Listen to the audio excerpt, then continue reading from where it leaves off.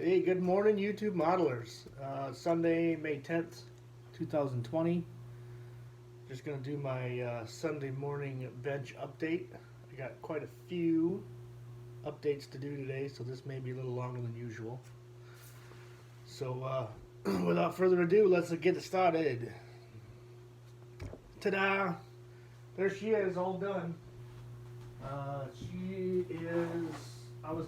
I was gonna put a visor on it. Hadn't really decided yet, but when I went to paint the visor, for some reason the paint reacted and fish-eyed on me, so I said screw it, left the visor off. I think it looks fine without it. But it's done. You can see the under hood is all done. I even got the little steering arm down there that a lot of people always forget to put in.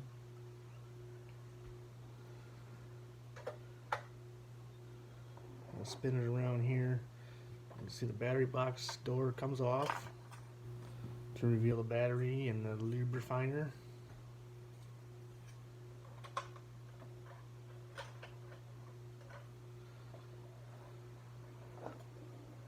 I didn't put the airlines on though. I mean, the kit comes with those little vinyl airlines, but they never work out. So after it makes the rounds on the show circuit, I'll add aftermarket airlines to it,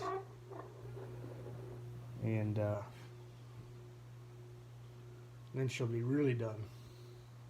But I mean, everything worked out good. I mean, it's an AMT kit, but everything went together fine. There was only the one discrepancy that I found in the instructions I didn't learn until I had put the parts on, and that is that they don't show the correct, or they're not very clear in the correct location for the cab mounts, the front cab mounts. They show it going into the general area, but it's not very accurate, so I ended up putting them in the wrong spot, and then I had to take them off, and I couldn't get them off without breaking them, so I had to cut them off and then make new ones, and blah blah blah, yada yada yada. That part was a pain, but other than that, I mean, it had its usual ups and downs. I mean, getting the frame straight is always an issue on all truck models. I mean, that Italy is probably the only ones that go together without any real issues.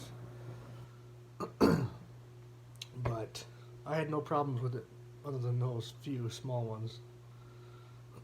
So, and then the other thing that I did regarding this model was,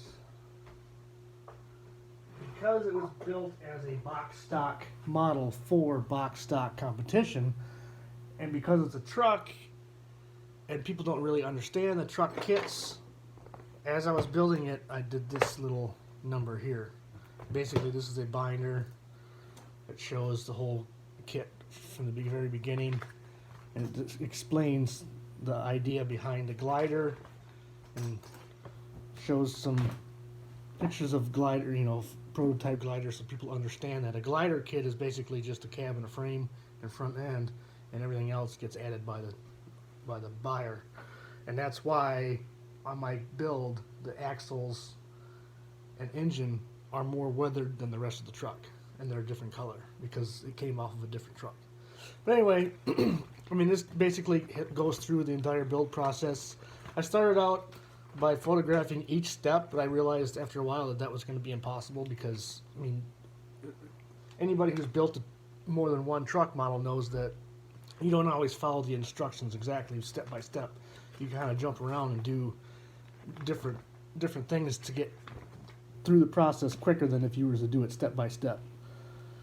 So it shows the whole process of painting and weathering, and all the way up to the end. And then in the back, I include photocopies of the instruction manual so that the people, especially the judges at the show, can see that it was built exactly per the instructions. The only thing that I'm not sure about, I mean, in my opinion, the box stock kit is box stock regardless of what you paint it. So just because the kit or the model doesn't represent the box art model, I can't see why that would be a disqualifying factor. So we'll see. We'll see when we get to the shows. But as you can see here, we got our next project. This one's been, you know, same thing. I've had this in the works for several years, and I just decided to get it back out. Now, the Kenworth is done. This one's a heavily modified. It's got resin wheels, aftermarket rubber tires. I modified the exhaust to make it single exhaust. I don't know if that's the kit fifth wheel or not, but painted in the tanks, and then I used Archer Transfer's decal weld lines for the welds around the outside edge, and then for the cab I used you know, because it's got that terrible seam, basically I glued the cab together, bondoed it, and sanded the whole thing smooth, and then I used Archer Transfer decal rivets to replace the rivets that were sanded off, and that includes all the way up to the front. I even did the after I cleaned up around the headlights, I used the decals to redo the rivets on there, and some of the rivets around the front because a lot of these had to be sanded off. But the cab was looking really good. I had it painted, pinstripe, decaled, and then I did a flat finish over it, a flat clear, to give it kind of a weathered look because it's more of a fleet truck, even though it's got kind of a custom paint job. But for some reason, when I did the flat, it kind of faded the silver, and so now the blue is showing underneath, and I thought, well, there goes that. But then I figured, well, it kind of gives it a little bit of a patina look. So I just left it, and then I did a little light gloss over the top of that, so it kind of gives it a little bit of a gloss, but still has a little bit of that faded look to it. So that just needs to be finished up. I need to do the trim around the windows, and then I got all the interior done.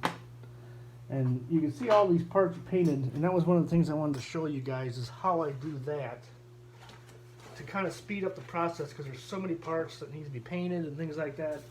What I do is I'll take, let's use these quarter fenders for example, because they're a two-sided part.